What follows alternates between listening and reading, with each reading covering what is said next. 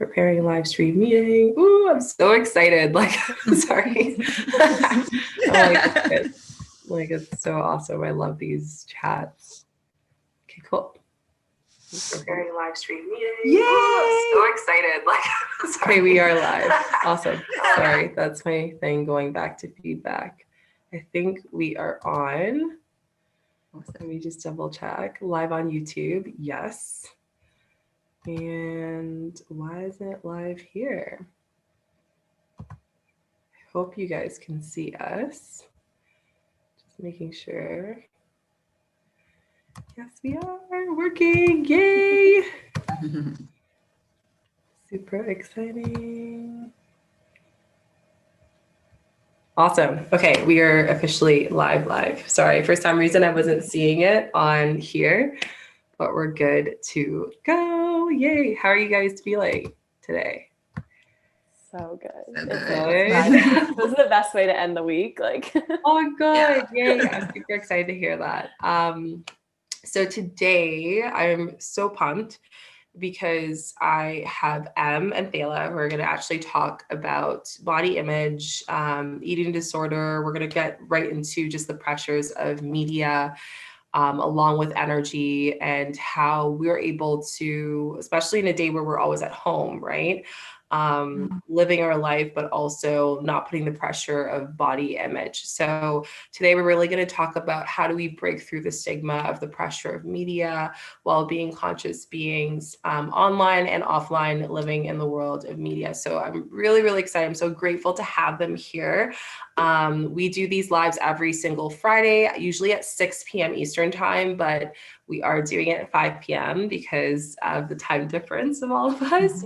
But we're really, really grateful to have you guys here. And we're so excited to be doing this live. So welcome, everyone. I'd love to introduce everyone first and all the new faces. So Thela, would you mind starting with introducing yourself? Thank you so much, Shika, for inviting me into your space. I'm so grateful to have this conversation with you guys today. And I am Thela, the face behind Her Sunky Soul Coaching. I'm a food and body freedom coach. And basically what I help women do, I specifically work with women, and I help women meet inner peace and be free from stress, anxiety, emotional eating, and body shame. And I decided to dive into this world because it's something that I struggled with my whole life, was understanding where I fit into the space. And I always thought that if I missed out, or I dove into how I ate and how I looked, that was linked, and I found my worth in my appearance. And so diving into understanding the core beliefs behind what was really breaking down and what was actually going on behind the scenes of why I was so into really tampering with food, with my body, to really, really understand that I was actually just trying to find love and connection. And that's when I started to heal myself. And I'm so passionate about this work. And I really love to help other people that struggle with the same thing. So I'm grateful to dive into all the juiciness with you ladies. Yeah, I'm so grateful to have you here. Thank you so much for being here. And especially the time, because right now it's like almost midnight. It's like 11 p.m. Yeah, I'm from South Africa. So thank you so much. Like, so grateful for you being here. And Em, would you like to introduce yourself as well? No, I thought the same thing. I was like, Thela has so much energy. I need to and it's 5 p.m. where I am. So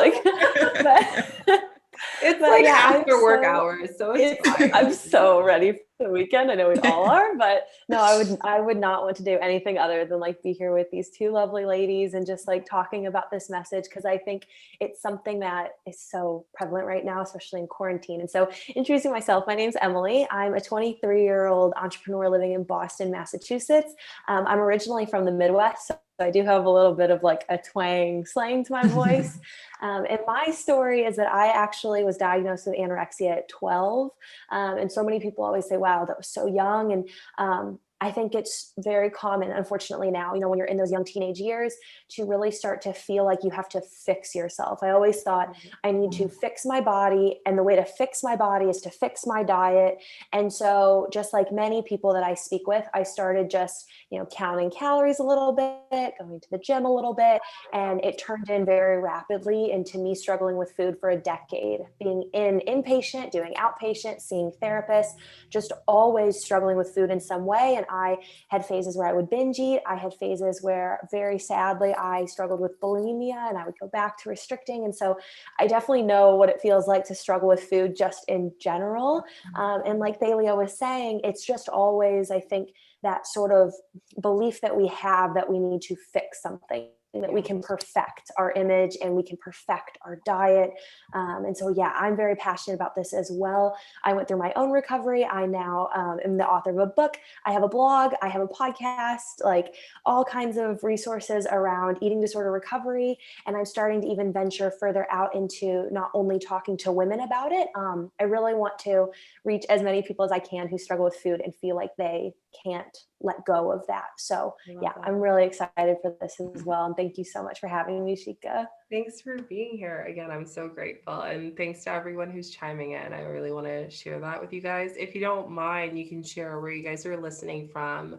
And also if you have any things that you're struggling through for self-confidence in your body, especially, being in a space where we can just be with ourselves and not compare. And I think that's one of the biggest things that people tend to commonly have when we talk about how do we bring that self-confidence within. So I guess the first vulnerable question that we can all share is, we'll start with you, Em. When going through your disorder, what were some hardships that you had, and how were you able to get yourself out of that, to accept and fully be comfortable with yourself? Like, what was that process look like, I guess, in short? Yeah, no, I think the greatest struggle I actually had was pretending like I didn't have a struggle at all. And I just actually recently talked about this on my own Instagram, talking about how we spend so much time and so much energy and just so much effort trying to cover up that we're not doing well. And, we could put all that time and energy into finding a solution and going to therapy and healing ourselves. But unfortunately, I think, and I'm not alone in this with mental health, I wanted so badly to not have a problem, and I would just try, endlessly to cover it up. And so one of my biggest struggles was the acceptance of, I struggle with food. It doesn't change who I am. In fact, if anything, looking at my personal journey as sort of like an example, it's become the greatest blessing in my life. Right now I do what I love. I'm so passionate about helping people with the same problem. And so I think we all just tend to try to escape and just not want to deal with the problem, but it creates a bigger problem. So yeah, for me, looking at my whole kind of battle with food, I think my biggest struggle, and many listening might be able to relate to this, is that it took twice as much energy and twice as much time and twice as much emotion for me to try to keep my eating disorder under wraps and to hide it and to not talk to anyone about it. And the moment that I brought it to fruition, the moment that I just said, like, I'm Emily, I have an eating disorder, I don't really know what to do, like, that was actually when I started to heal, was when I just admitted that I wasn't doing well. I didn't really know what to do. That really was the turning point for me.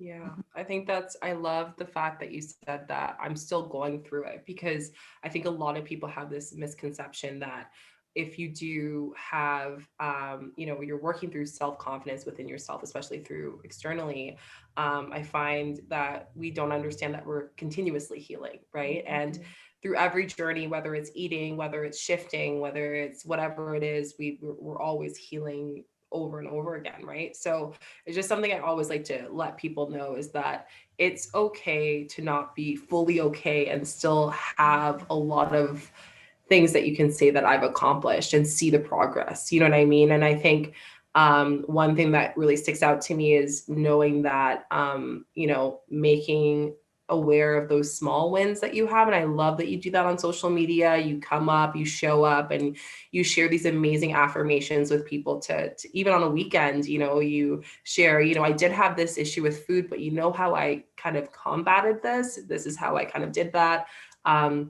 Here are some great affirmations that you can do to exchange that limiting belief. So I really love that you do that. That's really, really something that I want to celebrate you for doing that. Oh, thank you. Yeah, I think like, yes.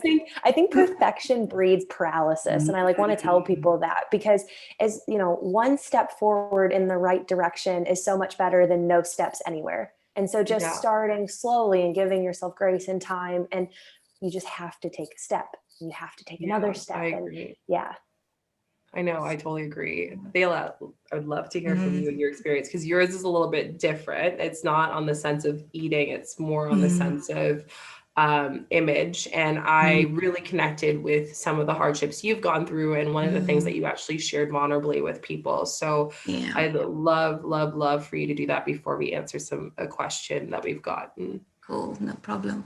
And so for me personally, my struggle with food, if I just touch on that a little bit, it was such a hard one because it wasn't necessarily deemed as a disorder, you could say. At the time, I didn't even know I had a problem with food, because it was so normal. Diet culture is so normalized. It's so normal to be on a diet that you don't realize at the time that you start to get obsessed with your food. And so only even just like over a year ago, when I started to really intentionally heal, I was like, wait a minute, I have a disordered eating pattern. The whole binge restrict, it is a disorder. It was just because we just know of anorexia, bulimia, and certain other things. But like when you actually start to see how are you eating and why are you eating a certain way? What are you trying to get from that? And so really understanding my intentions behind what I was doing, and realizing that it was because I wanted to look a certain way and bringing in that body image.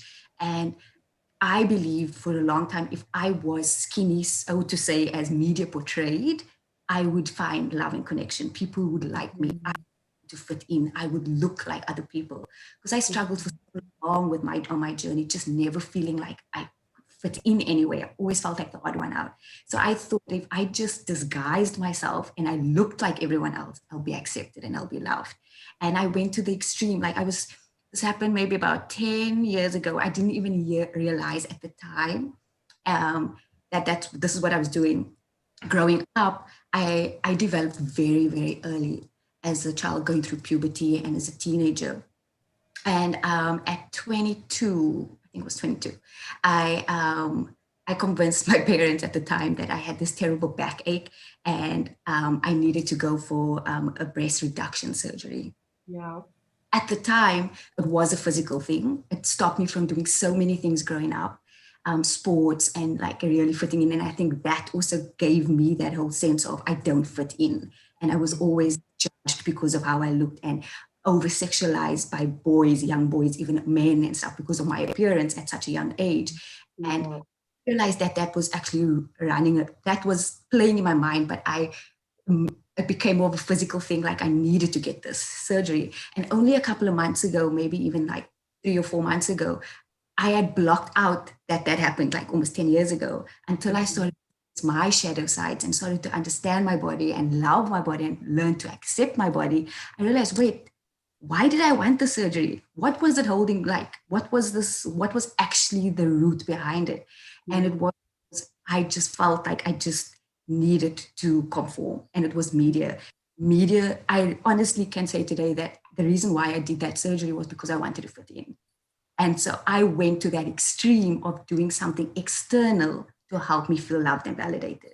And that's just one example of how we keep running after things outside of ourselves to fill ourselves. Because the funniest thing after that, I did the surgery. I went to that extreme to do the surgery, but my problems never went away. Life became a little bit easier. I could wear different clothing. I could show off my body in a different way, but problems never, ever went away. And it took me years since I did that surgery to only come full circle and be like, wait a minute, what's actually going on? And really get to the root of everything else around that. And it all came what I was eating, the validation I was searching, and that limiting beliefs that I just never could fit in and I had to conform. And that's kind of my story about body image specifically. Mm-hmm. I have a few questions I wanted to ask you guys. Hey, Curl Out Loud, nice to see you. The first thing I wanted to say in response to what you mentioned is I also had that same experience where I was trying to go externally and wanted to get breast rejection as well. Curl Out Loud just asked what surgery. She just jumped in. You're talking about breast rejection. So I wanted that because I was like, same thing. I was telling myself back and all that stuff. But realistically, what I really wanted was to escape the insecurities that I had every single time I would go to a change room and have to get an extra, extra large because my chest was too big, but I felt like the top bottom was too loose, and that was just something that insecurity, like you said, through media or even through your household, like siblings, or comparing yourself to people around you, friends. And we're going to get into this a little bit later because I'm just getting you guys warmed up with interviewing, but this goes really into shadow work, deeper inner work. And like you said, you did the surgery, did the problems go away? No, it didn't, right? And that's where I see a lot of people walking in the space where whether they've gone through, eating disorder or any like physical judgment and self-abandonment of our true self because of comparison from others. And another great thing that I also mentioned, and I'm sure if any of the viewers can relate to this, please share your experiences or someone who has gone through this experience as well. But like dieting, I think the diet culture is very hard, and I am so keen to also fall into that. I'm still working through that. A great example, for me being an energy worker, I've noticed that it's not a diet, it's a lifestyle. It's living, it's not living in a space where you are trying to eat a certain amount of calories or eat a certain amount of fat and all that stuff. And coming from a space where I did, competitive dance, competitive athletics and stuff, at one point, that alone was an eating disorder because I was so rigid in what I ate, in ballet as well.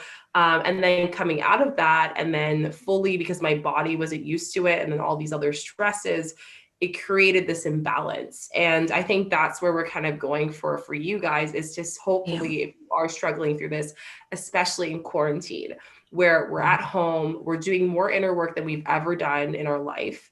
And we're sitting home. And for some of us, it's going to the pantry, it's looking in the fridge, it's eating food. And then we go to the social media and we start to compare ourselves from what we see and start to, kind of see, okay, what's wrong with me? Why am I eating this food? And especially in a time when we're starting to get back into society and whatnot, we've really shifted. I've seen a lot of people just going down that road of the diet culture. And I really want you guys, if you are finding yourself being hard on yourself, look inwards a little bit and ask yourself, how can I live a lifestyle out of what I've learned through my experience, such as, what you guys, ladies have showed. I wanted to ask a question with you, and this is more on shadow work, because I really want it to be, real and in depth and also vulnerable here with the conscious breakthroughs, because we're breaking through ourselves, but we're also breaking through on our lives to be vulnerable with our viewers too. So with you, like, I guess, as you start to continue your relationship with food, what are the recent breakthroughs that you've learned during quarantine?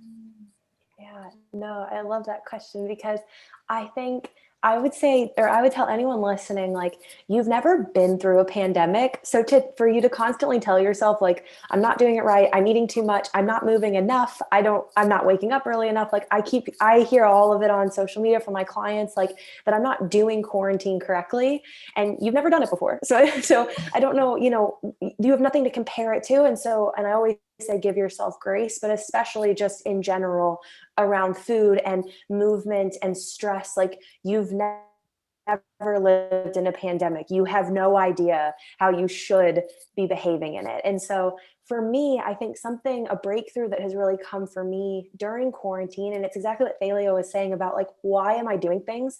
What is the driving factor behind it? I've definitely caught myself, eating more mindlessly, snacking when I'm not hungry at all, like craving something and then immediately going to get it and eating way more of it than I like actually, would physically satiate myself. And at first I got very angry at it, right? Like we get really angry. We feel out of control. We feel ashamed if we overeat or eat in secret. And the more and more I got angry, I got nothing out of it. And then I finally said, you know what? Like there's a lesson to be learned here. Like what's going on? How am I feeling? Why am I turning to food? And I think the biggest thing with food that I've learned, especially through my work and through talking to other people, is it really is, or it can be such a numbing agent. Like, I think there's this whole sort of, I have a theory on food. It sounds so weird. I'm going to patent it one day, but I have a theory on food, and this comes straight, it comes straight from diet culture. I have a theory on food where diet culture shows us that if you weigh a certain amount and you look a certain way, that you will never feel negative emotions. And so everyone in the world goes on a diet and they go, oh, this can like fix me. Like I'll never be sad. I'll never be insecure. I'll never be stressed out if I just look really thin and eat paleo, vegan, clean, right? But then the moment that you feel sad, because sad, insecure, anxious are totally normal human emotions. As soon as you feel them, you think that you like failed, because that was me. Like as soon as I would feel sad, I would be like, oh, well then like I'm trash and I'm never going to be happy. And my life is, and I would go down this whole hole of feeling bad about feeling bad. And then to numb it, I would turn to food. I would go, yep, you're worthless. Like you're bad, you're whatever. And I would try to numb it through that binging, especially like for people listening who deal with kind of the emotional eating or the binge eating. That's my theory on life, is that we think food like can fix us somehow. And then if we don't feel fixed, we're doing it wrong. Like we give it so much power.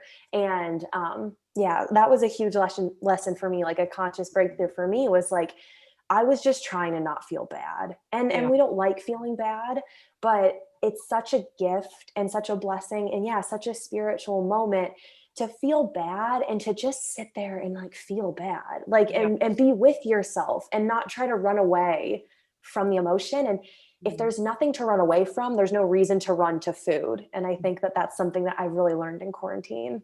I love that. One thing that really connects with me, and I think a lot of people are saying it resonates with them, is the fact that you said that you feel bad. It's almost like selling on an emotion that is so disconnected to your true reality that when you, like you said, when you take that one step outside of it, it's considered a failure. It's considered the fear of failure. And then you get obsessed with those numbers. You get obsessed with the results. You get obsessed with the calories. There's something that comforts you. And a lot of the things I teach with energy is on called body pain.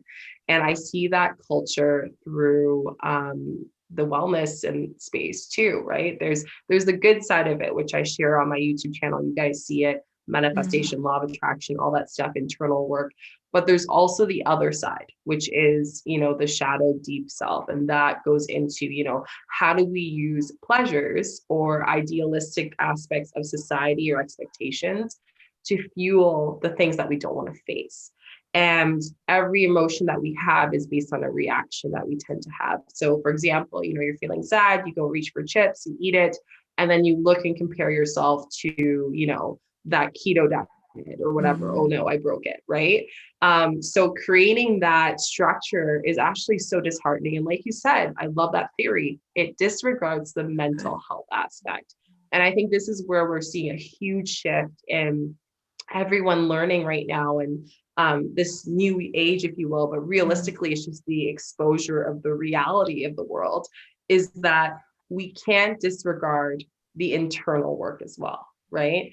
And I think this loops back to Thela, which she was saying that she wanted to do the surgery. She thought she would feel amazing, right? You go do the surgery, you go get, an implant, you get a breast reduction, you do the things that you want, you've done it. Now what? You're sitting on the bed, you're in pain, you're kind of going through this process of healing, and you have no other choice but to sit with your thoughts of what you were less than 24 hours ago. You know what I mean? And I think that's the part that people disregard. And it's the same thing as like training as an athlete, and then you win that gold award. Now what? Am I supposed to go eat pizza now that I've been restricting it for a whole year or 6 months of training. And I think that's the part that I'm really trying to bring to people to break through is how can I have a better relationship with my food as much as I do internally and externally and my body. And that goes into solar plexus, which we talk a bit about. And solar plexus is a lot about how we see people judge us and how we judge ourselves as society. It's our self-worth, it's our self-confidence, it's basically it's our power. It's called a dityan, which we talk about that in chakras, which is like your center power. And I see that, a lot of people having, I'm sure you've done that as well, Emily, where people will have a lot of stomach issues and stuff like that. And I always say that health is a manifestation of issues that we're having emotionally, right? So one of the questions I actually got here, and I'm going to actually ask you, Thela, is, Shane was asking, struggling to decipher between our own thoughts and what society and social media is kind of giving us, right? And in comparison and contrast to what we're talking about right now, I guess when you're sitting there and after the surgery and you've gone through everything and you're really in thought, and one of the things I've learned from Jay Shetty, he decided to be a monk for 3 years and he came back to the world after leaving New York, the concrete town. And he said that a monk is one of the most, meditative person in 1 year because they have such advancement of just being with their thoughts, right? So when you were with that small moments and periods with your thoughts, I guess, how were you able to decipher that this wasn't actually what I wanted? I didn't want this breast reduction. And what am I going to do to move past this emotionally? That's such a powerful question because at the time that I had it done, I believed that that's what I wanted, and it really has changed my life. I will go back and undo it. But I think what I was searching for was that I thought, like just like Emily said, like I thought that one thing would fix everything. But the minute I started to feel bad, I was like, why am I feeling bad? Why am I gaining more weight and my boobs getting bigger? It was like, why? It's like it's coming back because everything that we do, like you said, Shika, like our physical appearance is a manifestation of what's going on internally. Yeah. And so excess weight is just it's emotional weight. And the minute we start to clean up our energetics and and face our traumas, face what's going on, the weight falls away and your body knows what shape and size it should be.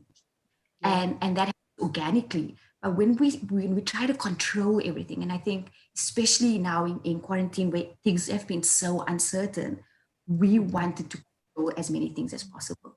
And food is easy to control. When we don't feel well, we can go to that comfort. When we don't know how to feel or we avoid feeling and we want to numb out, we can go to food. It's the easiest thing. It's readily available. It's the easiest thing that we can run to. And because society doesn't shame, like it's not a bad thing. People talk about food all the time. Food is a sense of we celebrate with food, we restrict with food.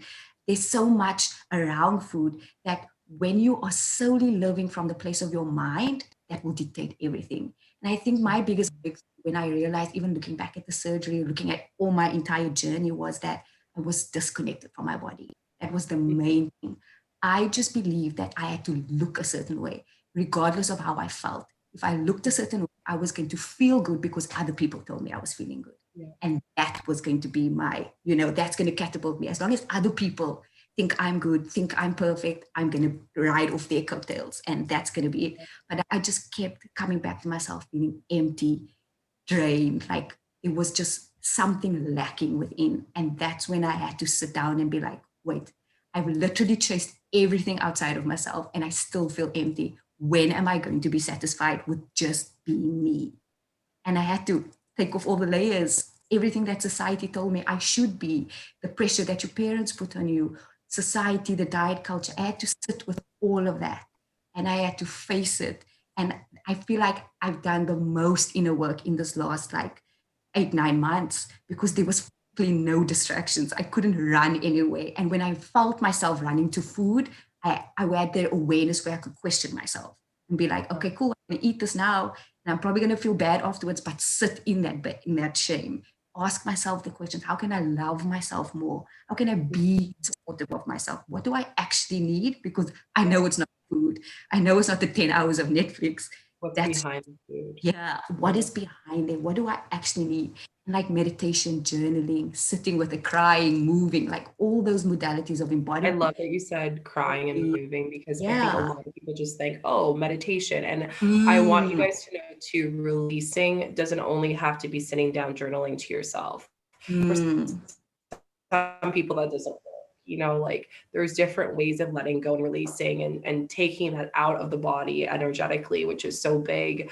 One thing that was shared by one of our viewers is, yes, being curvy, or embracing that way in today's society too, and it's always been thin, but it goes both ways. And I think that's a big thing I want to let you guys know is like, some people actually don't know that they've been exposed or experienced an eating disorder. mm, I've met multiple people who are survivors of eating disorders or have done it before, or even have healed from an eating disorder.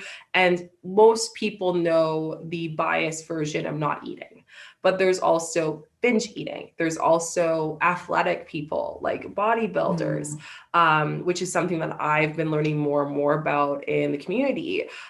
There's so many different types of ways of a disorder. Disorder is really defined as a dysfunctional version of ourselves that we fully focus on and want to be. And anything outside of that box is considered a failure. And one of the things that a human's, biggest emotion that can control any human is fear, right? So the moment that mm. you have that, it creates that driven on fight or flight at all times. And I think that alone brings us back to that full circle, why it's so important for us not to disregard the mental pain that we get from, body pressures, images, social media, and so much more. And like you said, family and friends, which we're going to go back to. One thing I always share about is the fact that when we go into the space of body and reflection, I kind of want to bring you guys another layer of vulnerability is inner child. I do a lot of things. I talk a lot about how when we go into this world, we're so pure, right? Everything that we know of this day is taught to us, right? Every perspective, every experience, every thought, every conscious aspect, everything energetically is taught. That's just the way the world is, right? What are we taught in school? You look at history to find out more about our world, right? So I think one thing I want to share with you guys, and Em, I'll start with you. Going back to your younger self, I want you to kind of bring me back to your first youngest moment where you had this kind of uncertainty with food, that relationship with food, where you were just like, man, this is this good to eat, or is this not? Or maybe it wasn't that. Maybe it was, I want to eat a lot of food, or whatever that memory was. Who were you with at that time? What did that experience make you feel, just bringing you back to that memory?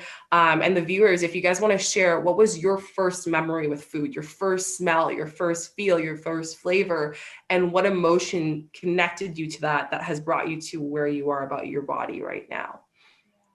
Yeah, and I would love to, and I also kind of want to loop into, because I don't know who asked those two questions. I know Shane was one about like, how do you know? I kind of want to loop that in, because that is literally my storyline, were those two questions, and then kind of loving your curvy body and embracing your true size. So for me, I grew up, and truly every memory I have of when I was a child with food is I loved food. I was the one that would like eat everyone's leftovers. I grew up like very, very athletic. So I was like always running around, always snacking. I was a very competitive swimmer. Like I was so healthy. Really, and honestly, oh my gosh, I miss swimming so much. Like, yeah, I loved it. I loved sports. I was always active, and I loved food. I truly like never even thought about it. And I know Shika knows my story like a little bit more, but my eating disorder started when I went to the doctor's office, which kind of plays into this whole, how do you break away from diet culture and mainstream and sometimes even health professionals. And I am not a health professional, and I'm not attacking all health professionals, but however, I do know that there's definitely weight discrimination that can go on in health professional offices and in spaces. And I went to the doctor at like 12 and I got weighed, and he showed me a graph. And this is when my relationship to food changed. So I was with my family. He showed me a graph and he was like, you're way above the average line and you need to lose some weight. Like, you're way out of the range and you need to lose some weight. And it was the first time that I felt like I was wrong. Like I just felt so called out and I felt so watched. I almost felt like, well, if the doctor thinks that I've been eating too much, so does everyone else. And everyone thinks that I'm eating the wrong food and I look the wrong way. And truly, like, from that moment, I went home and I just was disgusted by food. Like I felt like food had made me like terrible. And I had no experience for you. It was such like yeah. And since then, that was when I really like got sick with food. But linking their two questions into it, because I really think that this is really hopefully helpful, is what I learned from that experience is, number one, like how I got my intuition back and how I got my relationship back to food was telling myself every day that I'm the expert of my body, no one else, because no one knows how I feel. People might know how I look. People might have an opinion on how I look. People might have an opinion on how I eat, right? Like, people have opinions on physical things, and they always will. People can tell me that I'm still way too thin, I'm curvy, I'm heavy, I got all these things, but no one knows how you feel. And so therefore, I'm the expert on my food, on my movement, on everything. And I hope that helps the girl with the question about, being curvier and living in a greater body. Like, if you're happy, if you feel great, like, I learned this is the weirdest lesson, but I'll kind of like close my long rant with this. My dad's a veterinarian, and he always said that like being a veterinarian would be so much easier if the animals could tell you how they feel. Because people would just bring in a dog and they're like, he's not eating, right? And like, my dad's like, oh shoot, like, I don't know. But we don't even ask how we feel in regular mainstream. Like, how, like, you go into the doctor and they weigh you and they take your height and then they go, oh, you have a problem. Like, that's what they did to me. They truly just weighed me and went, you have a problem. You're too heavy. I had no problem. I was so happy. Like, I gained a problem from no problem. And then that was the problem that sort of ruled my life, was being told that, being called out in that way. And I think so many of us have that moment where we felt called out on nothing that we were conscious of, and it created a problem around it. So you're the expert. You're the only one who knows how you feel and how food makes you feel and movement makes you feel. Like, telling everyone listening, like, I adore cookies. They make me feel great. And so for me, and that is the end of it. And people will always have opinions, unfortunately, around your food and around your body and around everything about you. But nobody knows how you feel. And for me, that's the new determinant of my health and wellness and my spiritual journey, is just, how do you feel, Em?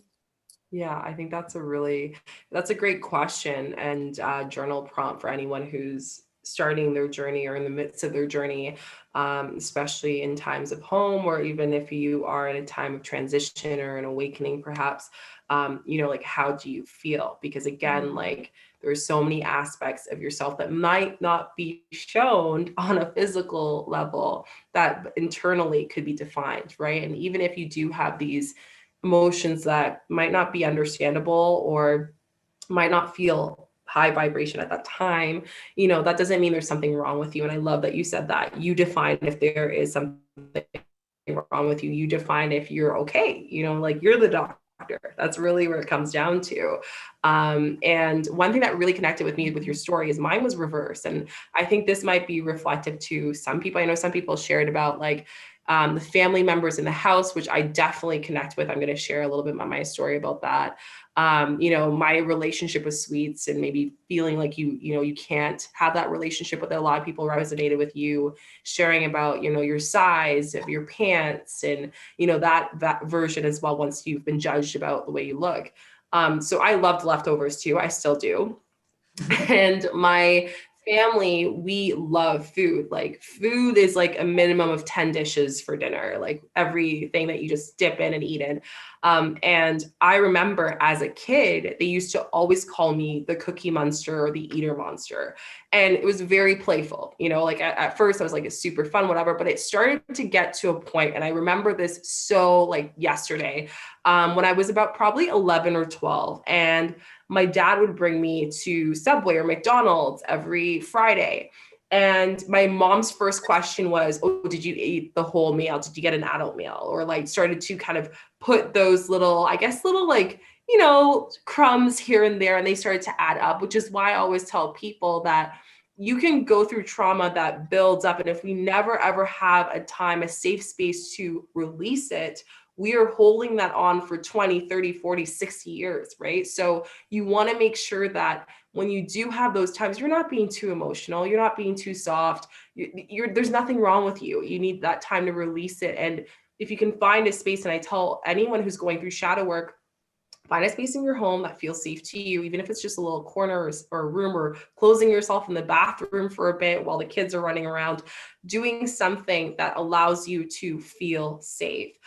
And then as I started to adapt, I started getting more into being an athlete. And then, you know, they have their ideas of like, what is an athlete body? And so it was kind of like I was balancing between the ballet body, what I was told at home with that minor bullying, and then also the fact of me just, you know, media, seeing my friends and, you know, being judged a lot, right? And I think that is something that is a great show and tell of how emotionally food became a comfort for me, because I started to think, well, if people think that I'm this, I'm just going to do this anyways, because, you know, I might as well, I'm that vision of that anyways. And, it got to a point that I couldn't even look at myself in the mirror. Like I would go to the change room. If there was a mirror, I would not change. Like I didn't want to see myself. I didn't want to look at myself.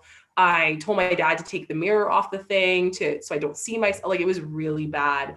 And I didn't notice how bad it was until I started doing the shadow work, you know? So that's why I tell you guys that there's so many different ways of how our relationship with food and how food makes us feel. And that simple question of just saying, how do you feel? How does food make you feel? How does a sandwich make you feel? Like just asking those small questions are great ways to see if there's something there that you never notice and you can consciously be aware of. And then that kind of loops up to you too, Thela, from the external point of view of like how you feel and visually and you know, physically. You know, as I started to develop, as you did too, I was, you know, a mind of a child, but a body of an adult, right? So there was the expectations of being emotionally advanced and all this stuff, but then I was well developed and I started growing when I was 8 years old. Like I had my period and everything at 8, which is very, very young. And same thing, you know, older men sexualizing me and that aspect too, which is a whole other thing of shadow work. So I guess for you, you know, at that moment when you looked in the mirror and you noticed that, you know, hair was in places that they weren't before, or your chest started to grow more, what were the things that were going through your head? And like, how did that compare to you going outside to the real world and the expectations that you got, and brought you to, you know, maybe some of the internal limiting beliefs that you kind of grew from now, but had then, or maybe you're continuing to go through right now? Yeah. It's still definitely a work in progress. It's an ongoing journey. Like Em said, that it's just about taking that one step every day. Yeah. Just to be kind and compassionate with yourself through the journey. And I think if I think back to that younger version of myself, she was just so afraid.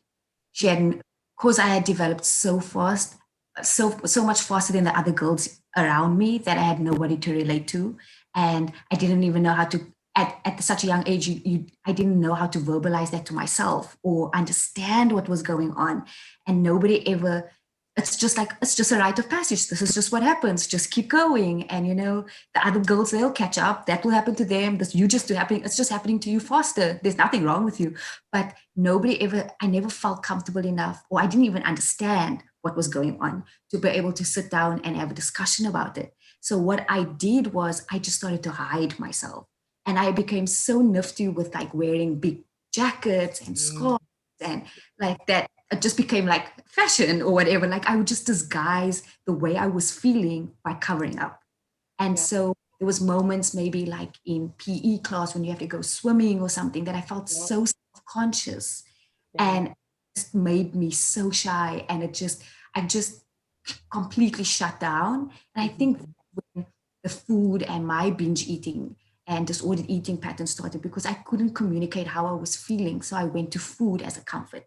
And so I suppressed my emotions by eating. And then because food is so readily available, and I can relate to you in your family with food is just everywhere. Food is what you do. We talk about food constantly. Food is everywhere. Families come together. We come together around meals, and there's just food all the time. That it was normal. It didn't seem like a problem until looking back now, and I'm like, wait a minute, like hiding food in your bedroom or eating when there's nobody else around, or not, like, Yeah. there's something else going on here. And Yeah. it 100% because I just never knew how to communicate my feelings. Nobody ever sat down. In my family, communication was a problem. So we spoke about superficial things, but it never like, what's actually going on here? Sitting and being vulnerable and opening up and learning how to work through those emotions. And again, even maybe going up being like, oh, don't cry, just hearing that girls don't cry.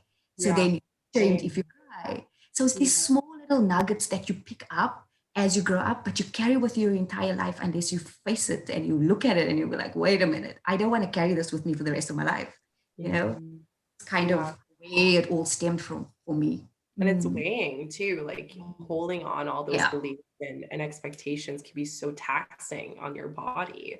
One of the biggest things that I always share, and a lot of the things that the healing community talks about, is like taking on people's guilt and burden and feeling that, right? And the more we take on, the more that we get exhausted. And, like I said, it can manifest into health issues. It can do a lot of things. And that's where we kind of have to make that bridge where we can check how we feel about our body from an internal standpoint, an external standpoint, an energetic standpoint, a mental standpoint, all these levels, not just one part, right? But I think a lot of people also need to understand that if you were physically going through, an eating disorder from a physical point, or maybe from an internal point, that can still, connect to so many aspects of those four things, right? So it's almost like a piece of string, and you pull it, it unravels, right? So the moment that you can open up to that, it really holds a whole bunch of emotions. Like you said, like you noticed you started hiding food, and you started hiding yourself. I remember wearing big baggier clothes all the time because I didn't want people to see my chest. And I would always wear sweatpants as well. So that was definitely something that I definitely connect with. I kind of want to shift into the aspect of like manifesting, because I know that's something that my audience loves to talk about. And I know you guys are also both practices of, meditation, ritual, intention, all that stuff. So going into the present recent, how have you been able to manifest a good relationship with your body? I know you mentioned a little bit, and I talked about the mirror aspect and seeing ourselves. And I talked a lot about mirror work. So that's one thing that I actually make a lot of my mentors do. And I'm sure you ladies have also done that as well, because I've seen you talk about that on your social media, but focusing on looking at ourselves in a space of vulnerability. And one of my favorite practices that I share with a lot of people is, we're always clothed, we're always have clothes on, we're always covering or hiding behind something. But the simple practice before we shower of actually looking at our body and being with that body emotionally and physically can really make a big shift. So this is something that I help a lot of people, and I recommend a lot of people doing, is, taking 5 minutes before the shower and literally looking at every single inch of your skin and seeing how you feel emotionally with your body, seeing what comes up. Do you look at maybe the rolls? Do you look at your stomach? Do you look at your arms? Do you start to judge yourself? Or do you feel like empowered when you look at it? Do you feel like you're accepting it? And obviously it takes time. Maybe one day you'll start bawling, maybe other days you'll feel empowered, maybe other days you'll just feel angry. But that's your form of release. So I wanted you guys to share actually one thing or one tip that you give or you practice to help you manifest a good relationship with your body. And I think this is like really going to help a lot of people, especially the ones that are sharing about their experiences as well. Yeah, I definitely, I love all of these questions, but I think I also want to tie in how you talked about how like crying and moving with manifestation and spirituality and things. Like, I think I've talked to Shika about this before, but I actually meditate with like music blasting. So for people listening, like, you know, meditation and spirituality and releasing and all of these things that we're talking about look different for everyone. Like I cannot sit in silence. It drives me nuts. Like I don't get anything out of it. I just sit there going like 10, 9, 8, like how much longer, what is like, one of the greatest things I ever did was like, just figure out what works for me. And I actually meditate like with blasting, like pump up music. And it puts me in such a good like energy and like headspace. And so like, try that out. If maybe, you know, just regular meditation, journaling, all of these things, like just find what works for you. That's like a big thing I kind of wanted to share. But one thing, like, I guess my tip for manifesting body love and loving my body, and I'm not really sure if this is like against, sometimes manifestation can be like, picture what you want to happen in the future, picture what you want to look like in the future, picture what you desire in the future. It can be a lot of sort of like envisioning your highest self, but there can also sometimes be sort of an area of like in the future or to come. And something that's really helped me with loving my body is actually just staying completely present. Like when I look at my body, I don't give myself the opportunity of going, ooh, maybe in a week I'll be like a little thinner here. And like maybe in a week, like I'll be like, oh, I can't wait until my stomach looks like I just cut it off as soon as I start to hear it. Or I'll look in the mirror, or I used to look in the mirror sometimes and I would immediately think like wrong. Just like I'd be like wrong. And it's standing there, and actually I have to ask myself the questions. That's how I manifested like body love, is like, why is this wrong? Right. And I think we tend to just get so spooked sometimes by insecurities in our body that we just run away. Like Thela was saying so well, and Shika, like we just run away because no one gave us that space to kind of talk through them. And I really want to encourage you, like, be your own space. Like like you could ask Luke, I live with my boyfriend. I cry all the time out of nowhere. I'll just cry. And I do this thing where I go, I don't know why I'm crying. That's such a lie. And like, I just need to spew it. Like I need to say, like, I'm so upset about this. This is bothering me.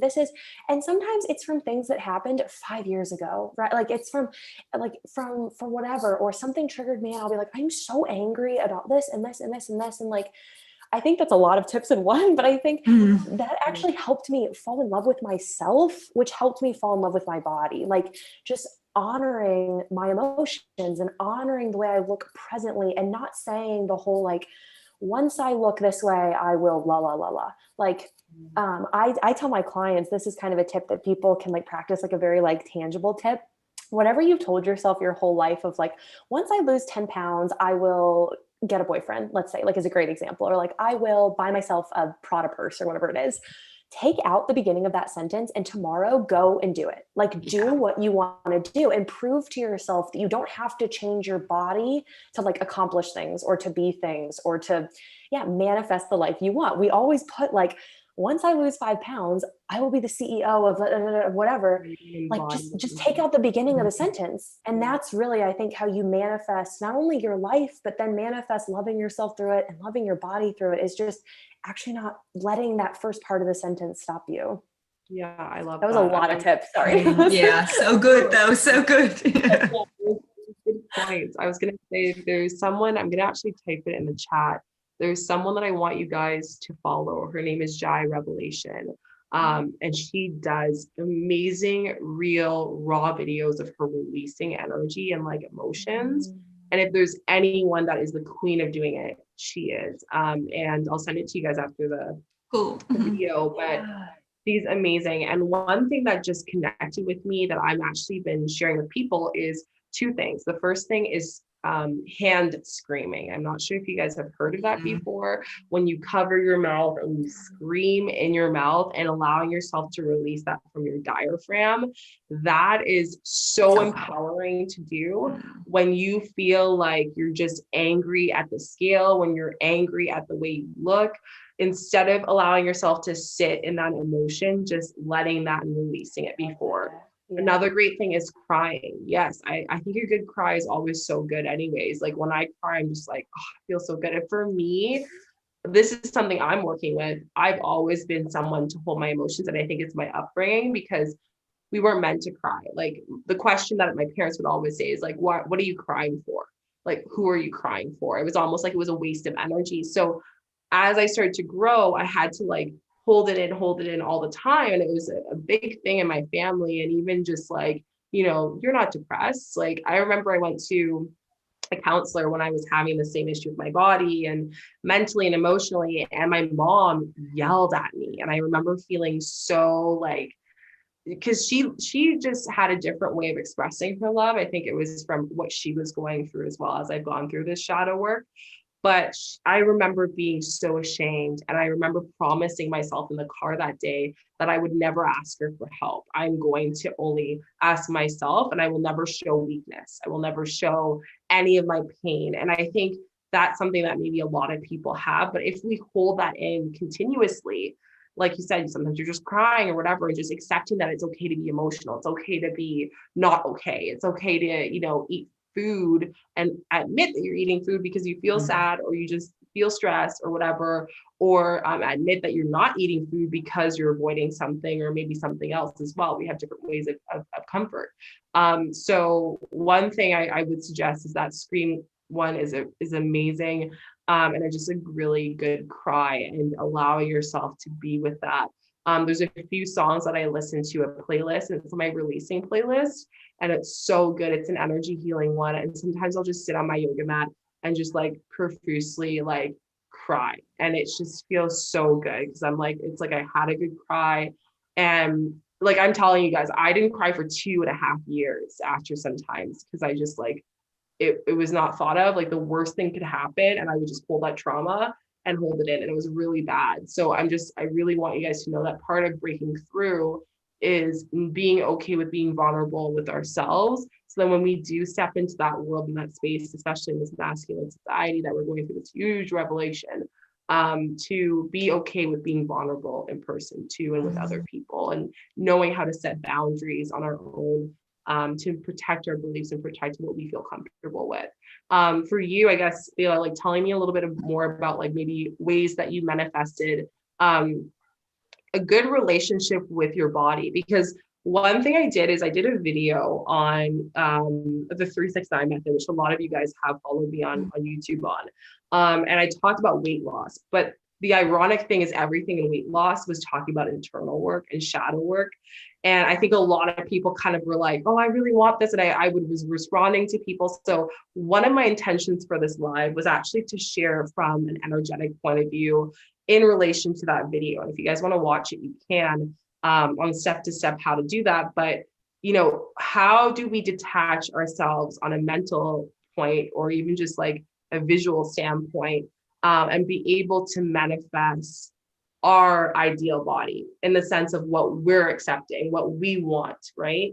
Not what is compared to us, what's taught to us, not when we went to the doctor in that scale, or for me, when my parents, my family told me about the names that they called me.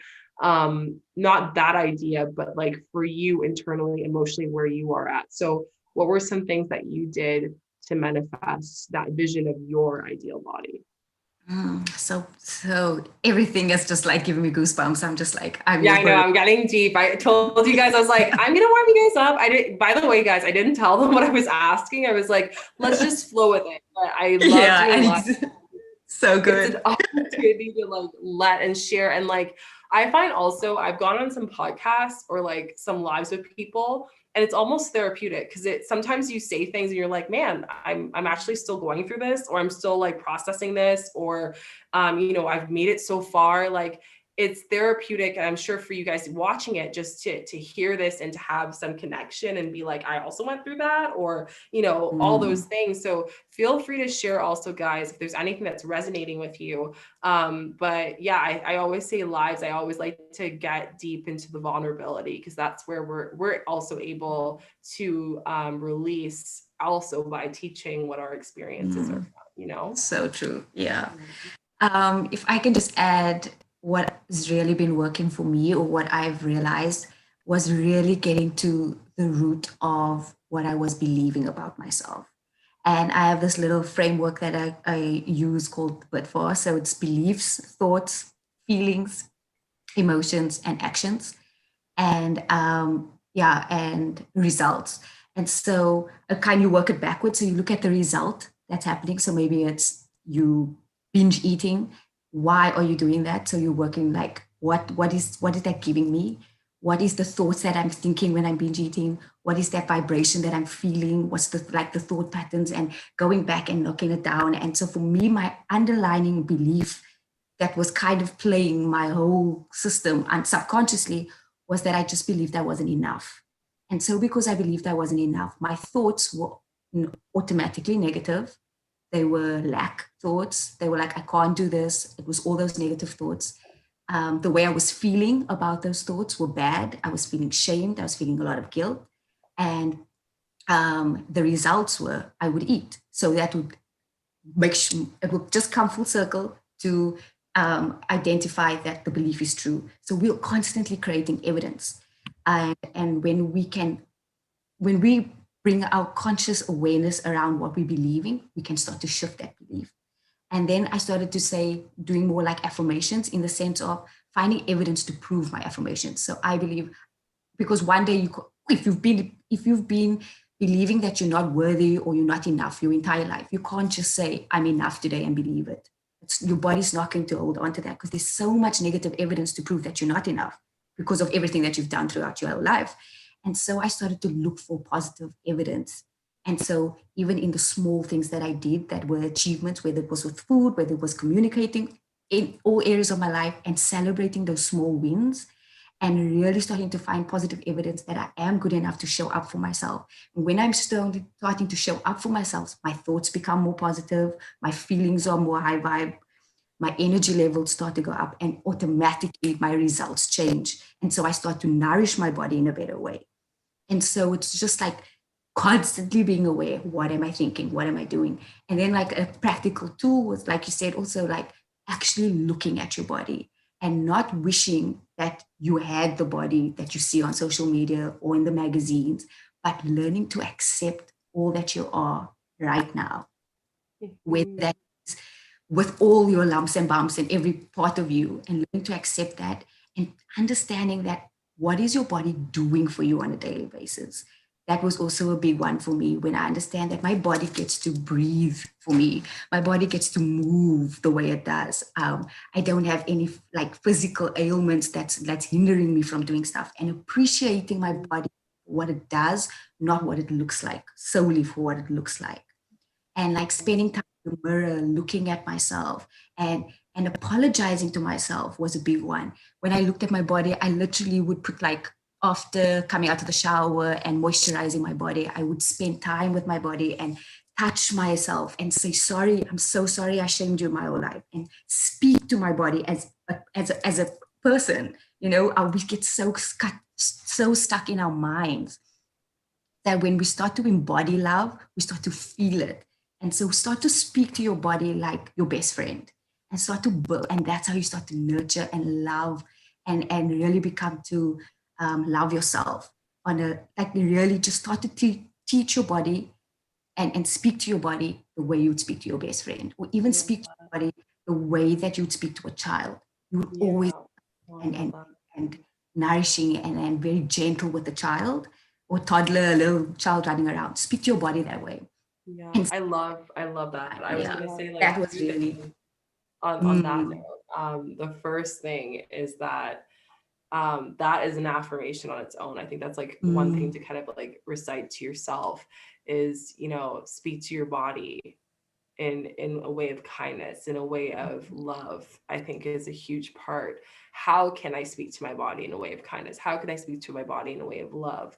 And the part that really connects it full circle when we talked about inner child, simply putting it in present tense and saying that, how do I want to speak to my inner child? Or how am I going to speak to my inner child right now in this stress? How am I going to speak to my inner child? If something comes up from a child belief or a very deep rooted thing, or how do I want to speak to myself going into that present tense, like you said, like your best friend. And I love that, like, treat your body as if it's your best friend, because it is. And there's no other person that's going to back up yourself but you. You know, I always tell people at the end of the day, it's our journey.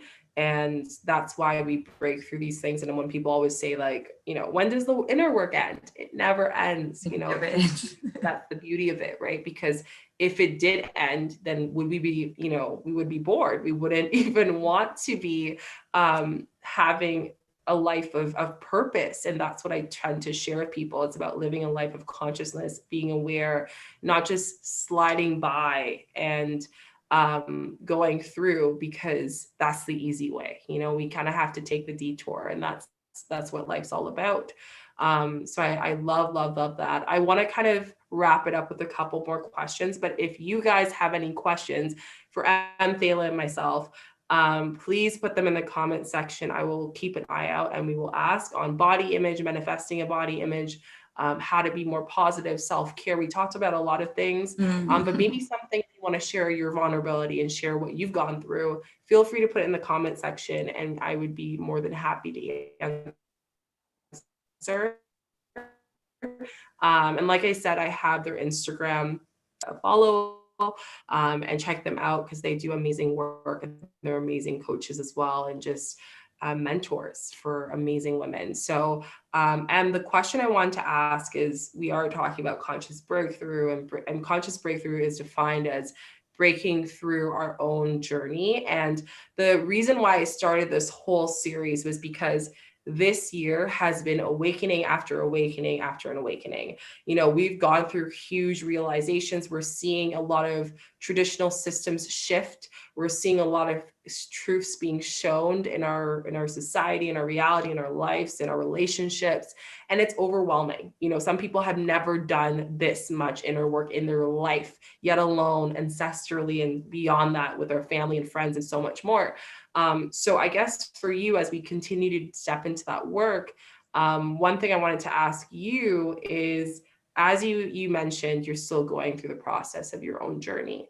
And how are you breaking through in this year? We have, 70 some days of the year left. And how are you stepping into that space of breaking through? Like, what is your final freeing moment for you? What's your final thing that you want to do right now? We're not talking about future, because we're talking present to our body, right? So right now, what's your breakthrough point right now? What are you breaking through consciously and reflecting on internally too? Yeah, it's actually so funny, because it's actually very related to the question you asked about like manifesting your perfect body. And so wrapping it, how you said, like, sometimes talking on these like lives is so therapeutic for us, because I didn't really know the answer to this question until we answered that question. Because for me, I think something that has always held me back, and like we've all three of us have been talking about how we always felt like we had to fix our body first. And I think that that's such a huge thing. And it's held me back, like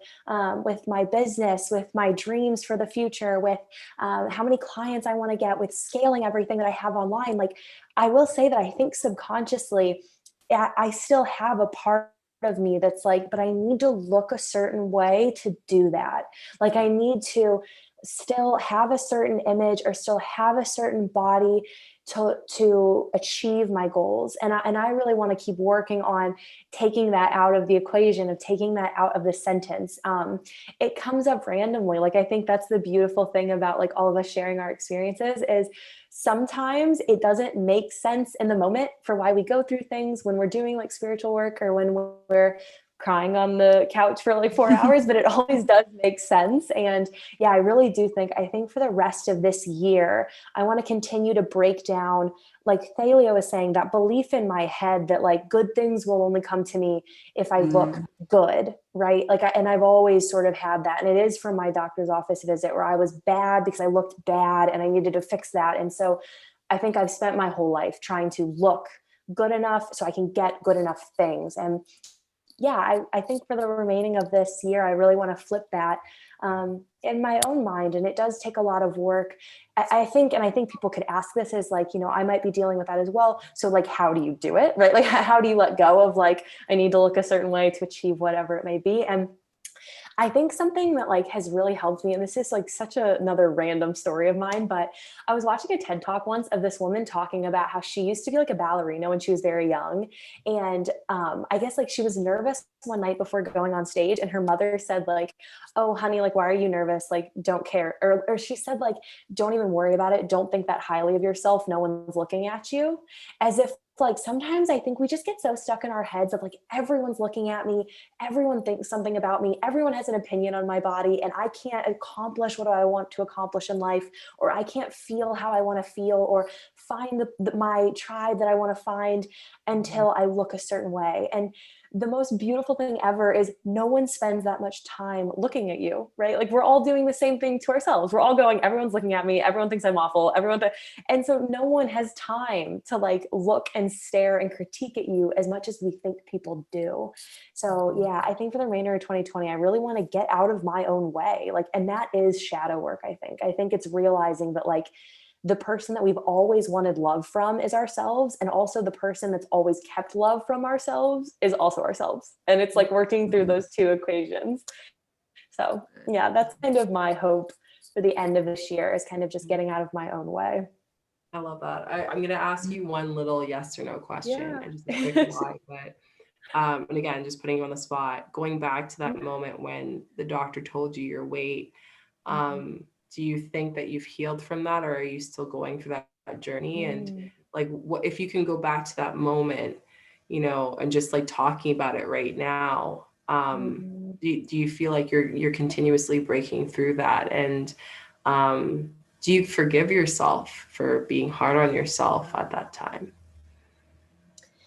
That's like it's a great question. I think, and people watching this right now might think like, I'm usually very smiley, and this will make sense to my like kind of answer, but I'm usually very smiley. I'm usually very like, I'm usually very like optimistic and like somewhat bubbly and like, however, just the other day, I sort of had like a crying session, and I was furious. I was so angry. Like, I was just like screaming. I was yelling. I was so mad.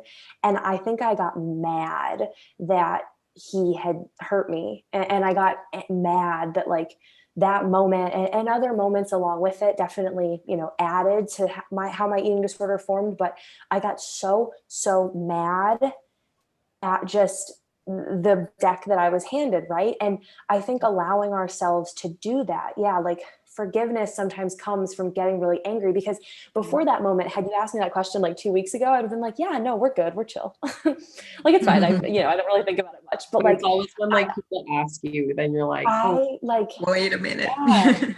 And I think like, once again, we just try to hide our emotions. I was like, oh no, me? Gosh, no, I'm not mad at all. Like, I was pissed, and just giving myself that space to be so angry actually let me release it and let me forgive him. And like I was talking about, it allowed me to see the good that has come from it. Had I kept it in, I think my answer would have been like, oh yeah, no, we're fine. And I wouldn't have actually released it and healed. So yes, I do think I have. I do think sometimes it can take as long as you want it to take, right? But just letting it take whatever course it needs to. Yeah, I love that. Thanks for sharing and being vulnerable. Thela, I wanted to ask you your question, kind of shifted a bit. You know, like I mentioned, the breakthrough aspect of how are we breaking through for the rest of the year and in the present as of now, from an intentional standpoint, I guess, and an energetic standpoint. You know, I know you recently came vulnerable on social media talking about how you went through your breast reduction and how you felt. And what I love about it is the fact that you use it as an educational point for your audience and for the people that you mentor as well, which is beautiful.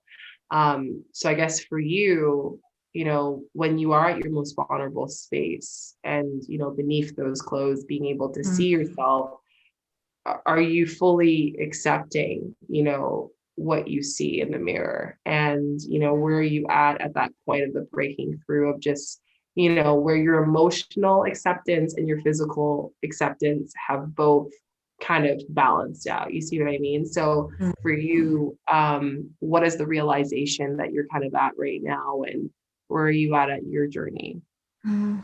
Still very much a work in progress. I've healed so much and I really do love my body, but I noticed that there's still those moments when I feel, or I haven't worked out, or I've slowed down a lot since lockdown, that I'm not so crazy working out, or I don't look how I used to look. And I've picked up a little bit of weight here and there. And like, there's moments when I feel that, and then that shame comes back. And in those moments, before I would shame myself so much that I would comfort eat and it would just reverse the whole cycle. But I've become compassionate with myself in those times. And when those thoughts do come, I acknowledge them. I don't hide them or suppress them. And something that's very huge that I've been shifting through over the last month or a bit, and just came up for me this work as we were talking about inner child work, was I've been very much trapped in my fear state, and like I've just been like launching so much stuff and really putting myself out there, that sometimes when you're so vulnerable, it can be really fearful. Like, how are people going to accept this? It's scary to be vulnerable and open and share so much of yourself, that I'm learning that there's certain things that I need to keep sacred for myself. So learning to have sacred places and honor myself in that like, this is just for me. This is for my healing. And when I feel comfortable and I'm ready, that's when I will share from my truth. And so beautiful this week when I was doing some inner child healing. I was frustrated because I was so fearful, and I was like, what is holding me back? I'm on the good flow, like I'm doing so well. Like, why do I feel so resistant to show up? And it was like my inner child spoke to me and told me that she's so tired of changing, because my whole life I had to shift and change to fit in. And so it was like, the more I level up, the same devils come up, and you have to just keep facing more shadow sides of you the deeper you go.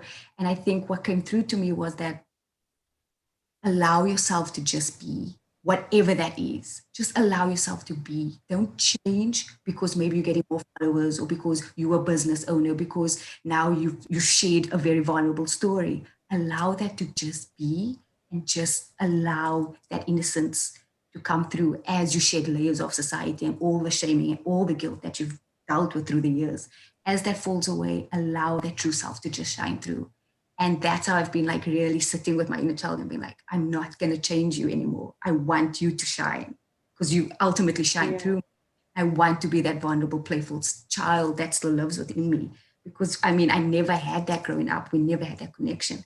So truly building that real, intimate, loving connection, relationship with yourself, and being so patient and so kind with everything. When I'm sitting on the floor crying for hours, when I'm high vibe dancing like crazy and, enjoying life, like enjoying every step of it and not shaming myself through the journey.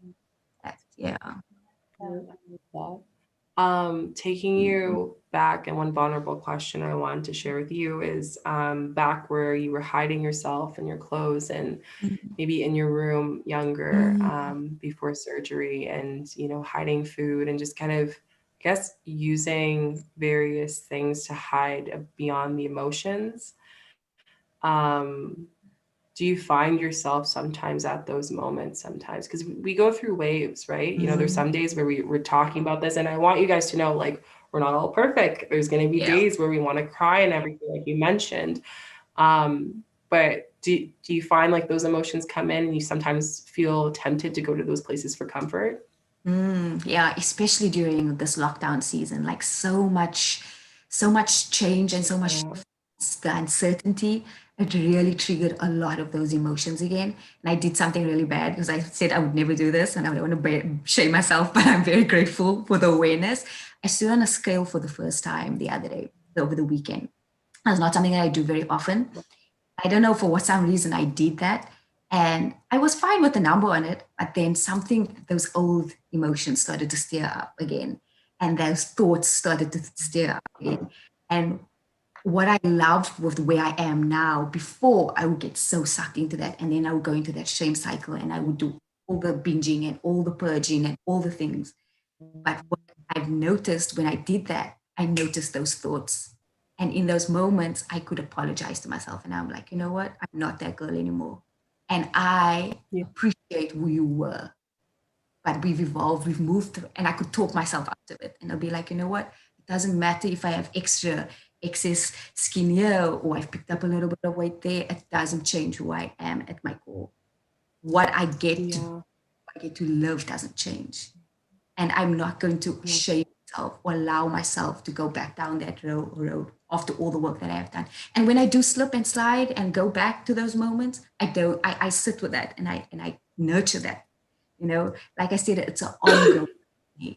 And there's moments sometimes when I do more than I more than I should, laying in bed, snacking, watching a show and whatever. But I'm doing it because I want to do it. I'm not going to hide it anymore. You know, still not perfect, but I'm with myself through it now. Before that, like completely blocking out and numbing and suppressing.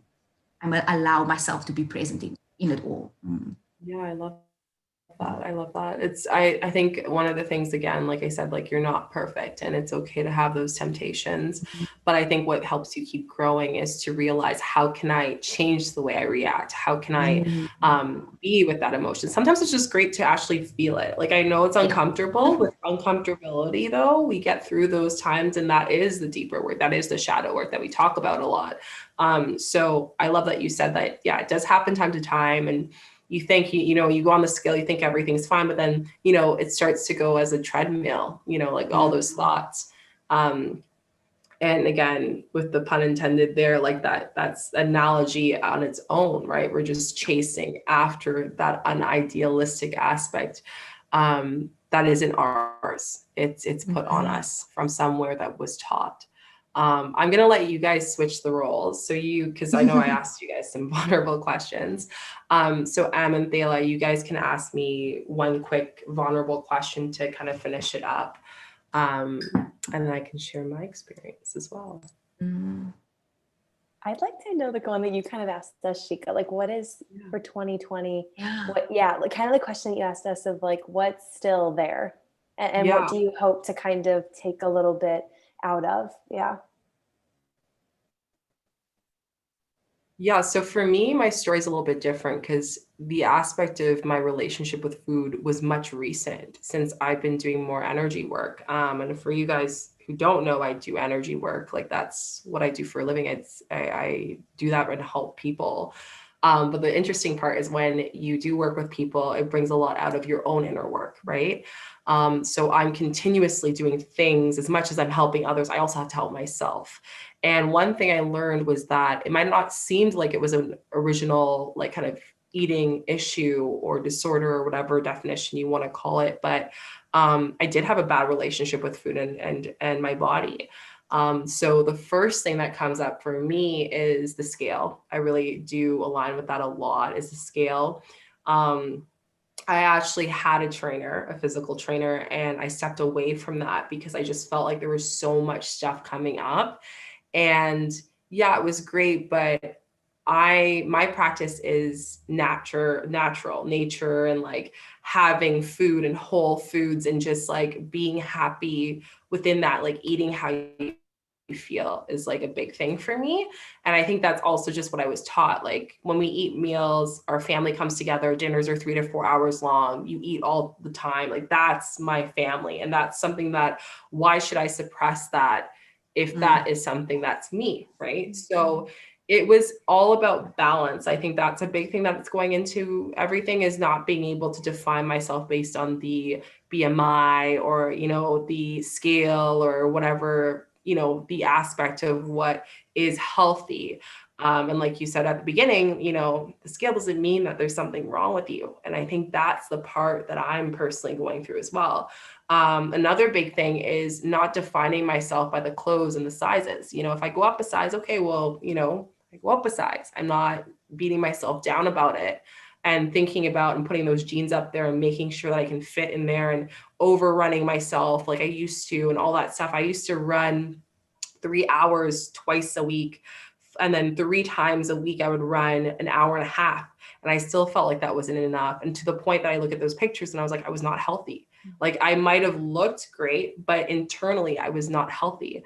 So for me, it's more of balancing between the nature of practicing what I preach with me showing people and helping people from an energetic standpoint, and also understanding the relationship of food for me and how that helps me be a better energy healer, be a better mentor, have that energy, and taking away pleasures, and just understanding how I feel. So for example, when I eat food now, I ask myself, how do I feel about the food? Like, And sometimes I'll notice I don't feel I'm not actually hungry. I'm just stressed and I'm trying to eat through my way, right? So that's a great start. It's just asking yourself how you feel about it.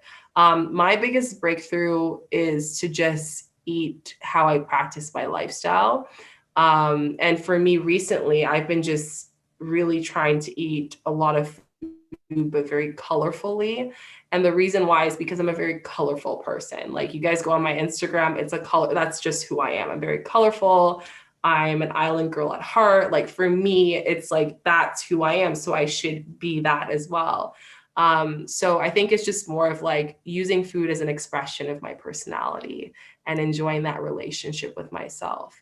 And that's kind of where I'm at with my relationship with food and how I feel about food, and also telling my younger self it's okay to have an extra pie, like taking out that belief of that extra slice of pie. So yeah, I love that question. I love that, yeah. Thela, what was your question for me? I hope that answered it. Yeah, for sure. If you could, let me think, relating back to like your body, because we have similar, issues, body image. Yeah, very it's similar funny body because you image. guys, like, Yeah. I talk to ladies so often, but and that's why I tell people, like, the universe has an interesting way of connecting people. Like, like I talk to them all the time, and then I notice that we have the same history of like food and body and like perspective and all this stuff. And like Em said, it's like you think everyone's watching, but no one cares. Like, you're just like in your head. So the more we connect with each other, the more we notice that there's like so many more similarities. It might be a different story, but similar similarities with each and every single one of us. So that's why I love this community, because, we can be vulnerable, we can talk about our experiences, and we can bring comfort in it while going through this therapeutic process of sharing our stories too, which is amazing. So sorry, Thela. Yeah. No, I was just saying, when I was talking to Emily in the week, I was just saying that like, we talk so much about the food, we make food the problem, but it actually has nothing to do with the food. It has absolutely nothing to do with the food. Food is just an extension or a physical manifestation of something so much deeper. And I loved, but the beautiful thing about it is that's something that we can all relate to on some level. And that's when we share in a space like this, it's so freeing for us as we share, but it's so relatable for all the viewers that's watching, and know that like whatever you guys are going through, we've all gone through it on some level, whether it's with food, whether it was the relationship. The way you show up in one area of your life is how you show up in every area of your life. Maybe binging and restricting alcohol, with men, with whatever, it's the same pattern that just shows up everywhere. So anyway, get back to the question. No, it's great. I love that. Yeah, that's I was just. The only difference is the pleasure that you're blocking your emotions with is different. We all have emotional judgments. It's just that we block them with things. Not be in touch with it because it's uncomfortable. Yeah, this is my question. What is your relationship with receiving?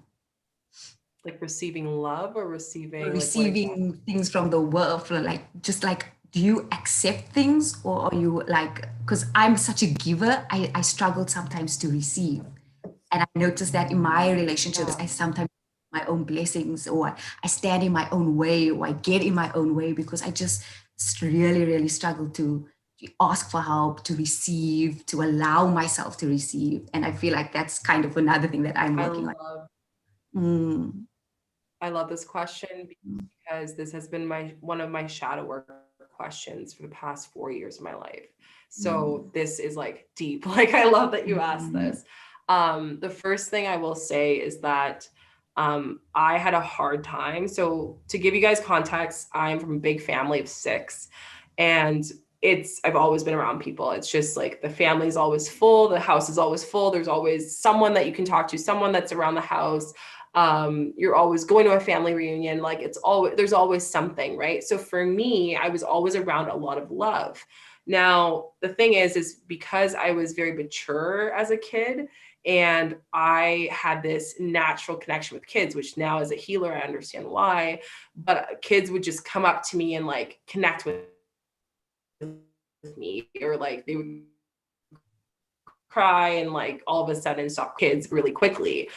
So as I started to get older and like, you know, babysit all my aunt's kids and all that stuff, I noticed that I was in a position of learning how to give. Like, oh, they're crying, I need to take care of them. Oh, like you're hungry, I need to do this. Like, it was almost like I had that mother nurturing aspect to me, which is innate. Like, it's something I was always been as a kid, even before siblings. So one thing I shared is that as I started to go through mentoring or healing or even doing my work in the corporate world, I noticed I was always asking people, what do they want? You know, but I would never know what I wanted. And that made me hard to make decisions. That made me hard to speak about things. That made my throat chakra have a lot of issues. Like, communication was a big thing. It was to a point that I would go to school and the feedback that always nailed me was Shika has a hard time explaining or getting her thoughts all in order. Or like my mom would say that a lot too. But realistically, it was because I never had to explain about my emotions. I never really had to explain about things because I could hide behind giving. You know what I mean? So in the past few years, I've been taught through my body, through image, through internal emotions, through trauma that I've had to digest, through everything, that it's okay to talk about me. And when I started doing therapy, there was someone waiting for me to talk about my emotions and to receive that love of listening. So it was so like unnormal for me. It was such new territory, you know, especially coming from a household where we had to keep our emotions because there was always something going on. You know, there was always something else that we had to focus on. So it was definitely something that was hard. Now I love receiving. I'm currently with my partner, and I didn't notice that I love, like to the point that I can envision it and like share that space with someone, but I can also love myself. And through that, I've learned that from my partner, you know, and if I didn't have that experience, I don't know if I would be able to love myself the way that I do today. So I will say that part of this whole journey is accepting that receiving end. You know, we can give, and, you know, as a mentor and as you guys too, like, giving is so important, but we can't give to the point that we have nothing else in our cup, because then we burn out. Then we, you know, we don't end up doing the inner work, and, you know, it gets imbalanced again and we have to start all over.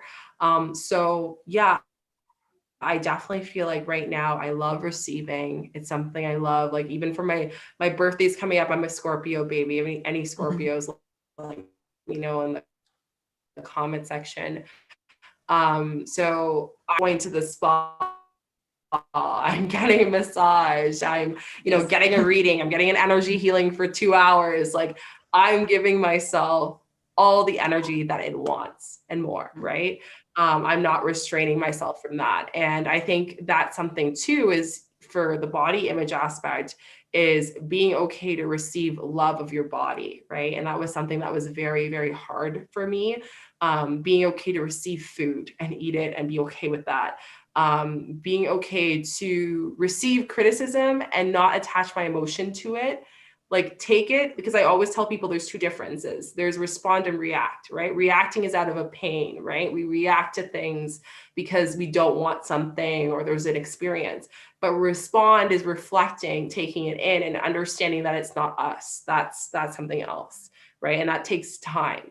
So I think receiving has opened the door for me to understand how to respond more.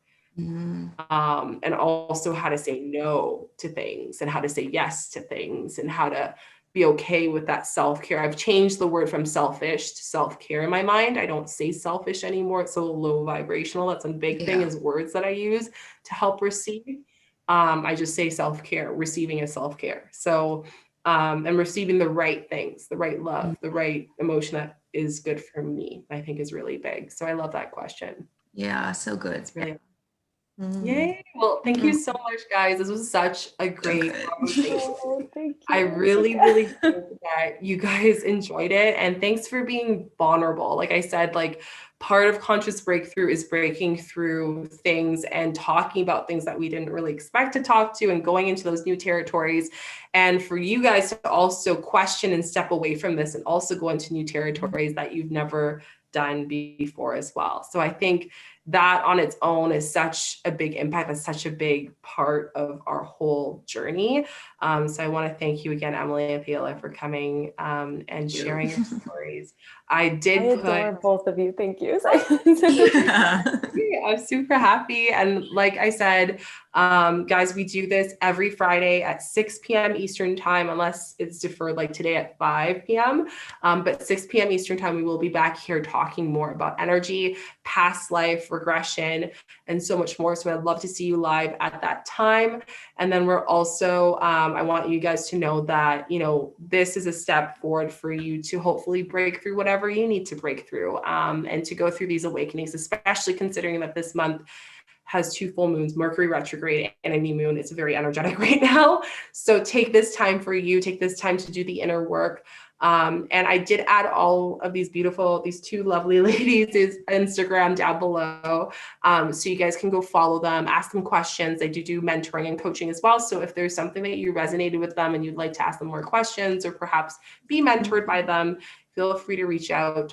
And then I also do energy healing and shadow work. So if you guys are interested in that, you can apply. It's down below as well. So all that information about us is down there, so you guys can go check it out. So thanks so much, ladies. I really, really appreciate it, guys. It's been so great. This was amazing. Get sleep. Yeah, it's bedtime for me. And don't forget, guys, to like this video. Feel free to share with friends, subscribe, and put notification bells. Like I said, I do videos 3 times a week, sometimes more. This week is 4 videos. So you don't miss a video. And we'll see you next Friday for the next breakthrough. Thanks, guys. Bye.